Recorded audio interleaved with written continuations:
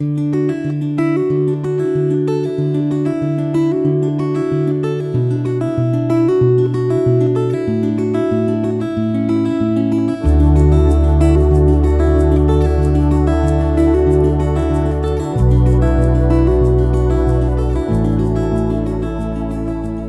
reading begins in Joshua, chapter 7, starting in verse 16. So Joshua rose up early in the morning and brought Israel near by their tribes. The tribe of Judah was selected. He brought near the family of Judah, and he selected the family of the Zerahites. He brought near the family of the Zerahites man by man, and Zabdi was selected. He brought near his household man by man, and Achan the son of Carmi, the son of Zabdi, the son of Zerah of the tribe of Judah was selected. Joshua said to Achan, "My son, please give glory to the Lord, the God of Israel, and make confession to him. Tell me now what you have done. Don't hide it from me." Achan answered Joshua and said, "I have truly sinned against the Lord, the God of Israel, and this is what I have done. When I saw amongst the plunder a beautiful Babylonian robe, 200 shekels of silver, and a wedge of gold weighing 50 shekels, then I coveted them and took them. Behold, they are hidden in the ground in the middle of my tent, with the silver under it." So Joshua sent messengers, and they ran to the tent. Behold, it was hidden in his tent, with the silver under it. They took them from the middle of the tent, and brought them to Joshua and to all the children of Israel. They laid them down before the Lord. Joshua and all Israel with him took Achan the son of Zerah, the silver, the robe, the wedge of gold, his sons, his daughters, his cattle, his donkeys, his sheep, his tent, and all that he had, and they brought them up to the valley of Achor. Joshua said, "Why have you troubled us? The Lord will trouble you today."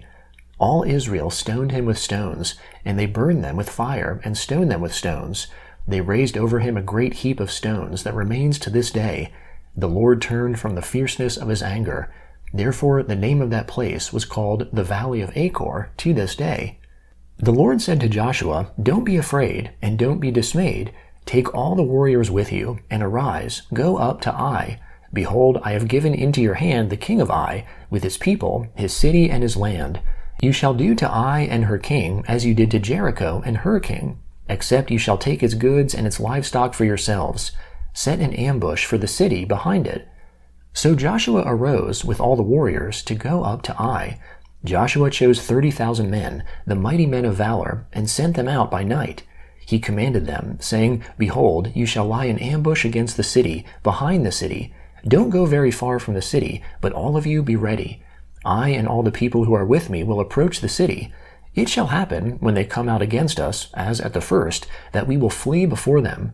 They will come out after us until we have drawn them away from the city, for they will say, 'They flee before us, like the first time.' So we will flee before them, and you shall rise up from the ambush, and take possession of the city, for the Lord your God will deliver it into your hand. It shall be, when you have seized the city, that you shall set the city on fire. You shall do this according to the Lord's word. Behold, I have commanded you." Joshua sent them out, and they went to set up the ambush, and stayed between Bethel and Ai on the west side of Ai. But Joshua stayed amongst the people that night. Joshua rose up early in the morning, mustered the people, and went up, he and the elders of Israel, before the people to Ai. All the people, even the men of war who were with him, went up and came near, and came before the city and encamped on the north side of Ai. Now there was a valley between him and Ai. He took about 5,000 men, and set them in ambush between Bethel and Ai, on the west side of the city. So they set the people, even all the army who was on the north of the city, and their ambush on the west of the city. And Joshua went that night into the middle of the valley. When the king of Ai saw it, they hurried and rose up early, and the men of the city went out against Israel to battle, he and all his people, at the time appointed, before the Arabah. But he didn't know that there was an ambush against him behind the city. Joshua and all Israel made as if they were beaten before them, and fled by the way of the wilderness. All the people who were in the city were called together to pursue after them. They pursued Joshua, and were drawn away from the city. There was not a man left in Ai or Bethel who didn't go out after Israel. They left the city open, and pursued Israel. The Lord said to Joshua, "Stretch out the javelin that is in your hand towards Ai, for I will give it into your hand." Joshua stretched out the javelin that was in his hand towards the city. The ambush arose quickly out of their place, and they ran as soon as he had stretched out his hand, and entered into the city, and took it. They hurried and set the city on fire. When the men of Ai looked behind them, they saw, and behold, the smoke of the city ascended up to heaven, and they had no power to flee this way or that way. The people who fled to the wilderness turned back on the pursuers. When Joshua and all Israel saw that the ambush had taken the city, and that the smoke of the city ascended, then they turned back and killed the men of Ai. The others came out of the city against them, so they were in the middle of Israel, some on this side and some on that side. They struck them so that they let none of them remain or escape. They captured the king of Ai alive and brought him to Joshua.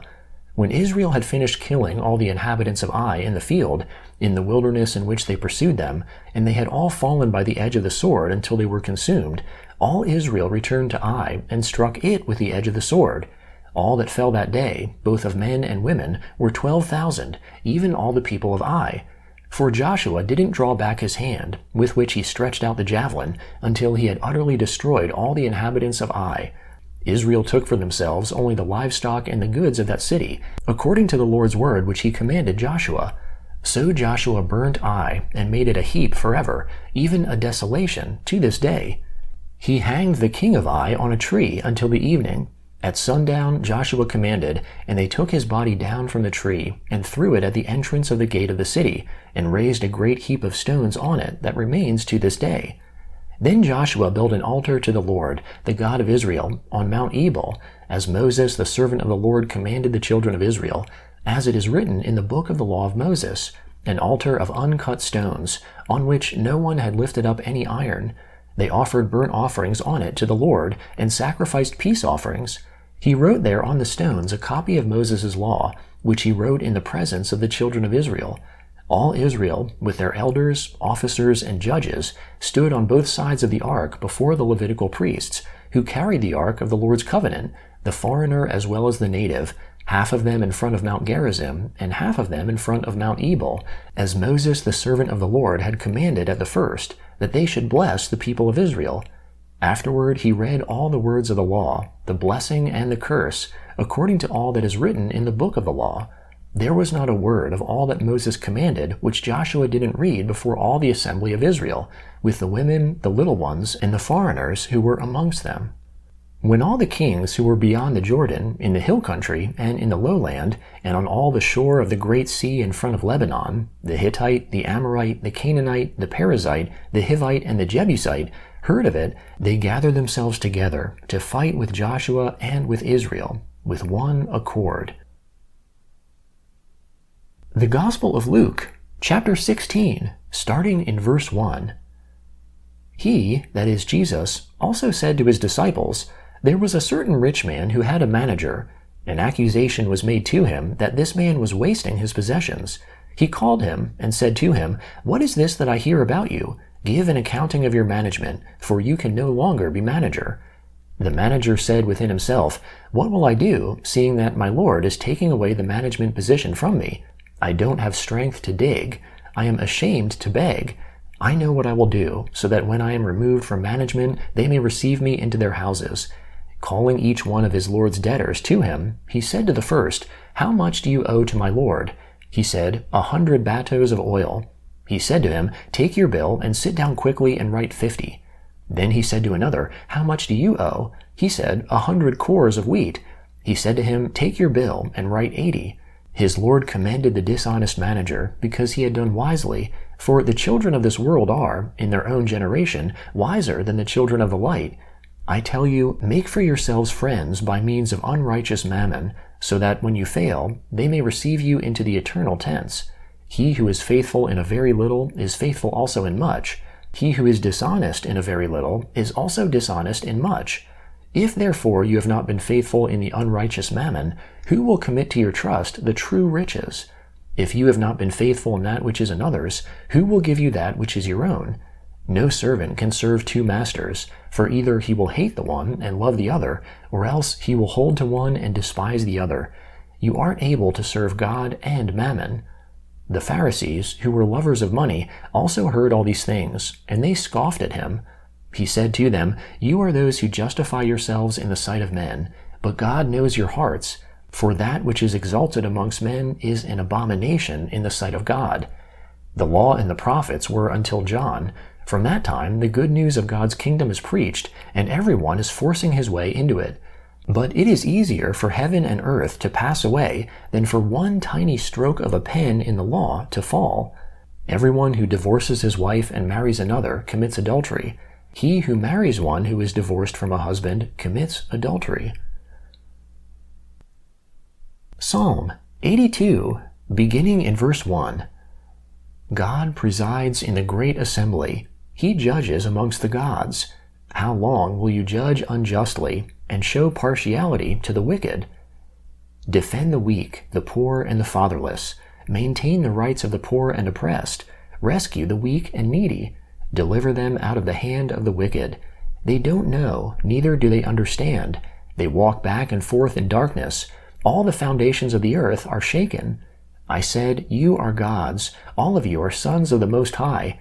Nevertheless, you shall die like men and fall like one of the rulers. Arise, God, judge the earth, for you inherit all of the nations. Proverbs chapter 13, starting in verse 2.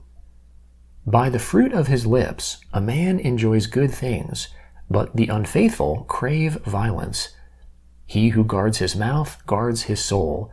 One who opens wide his lips comes to ruin.